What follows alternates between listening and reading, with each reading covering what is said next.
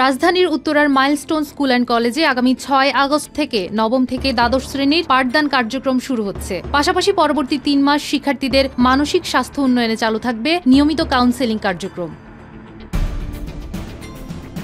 ৩ August সাংবাদিকদের এসব তথ্য জানান কলেজের অধ্যক্ষ মোহাম্মদ জিয়াউল আলম। তিনি বলেন, এই মুহূর্তে আমাদের পরিবারটি আমরা ধাপে ধাপে শিক্ষা কার্যক্রমে ফিরছি।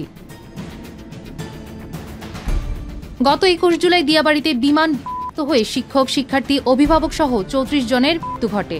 এখনো ক্লাস শুরুর মতো পরিবেশ পুরোপুরি তৈরি না হলেও ৪ আগস্ট থেকে কাউন্সেলিং ভিত্তিক ক্লাস চালু হচ্ছে। শিক্ষকদের মাধ্যমে শিক্ষার্থীদের মানসিক অবস্থা মূল্যায়ন করা হবে।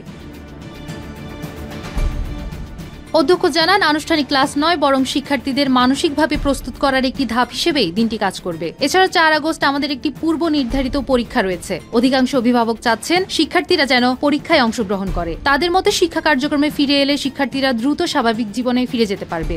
গত ১ সপ্তাহ ধরে আমরা অভিভাবকদের সঙ্গে নিয়মিত যোগাযোগ করে এই সিদ্ধান্তে পৌঁছেছি।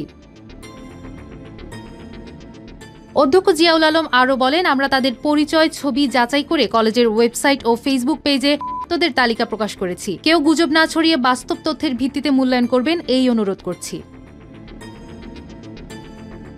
তিনি আশ্বস্ত করেন, এই মুহূর্তে কোনো শিক্ষার্থী নিখোঁজ নেই এবং সবার প্রতি কৃতজ্ঞতা জানিয়ে বলেন, আপনারা যেভাবে আমাদের পাশে ছিলেন, যে সহানুভূতি ও সহযোগিতা দেখিয়েছেন তার জন্য আমরা আন্তরিকভাবে কৃতজ্ঞ।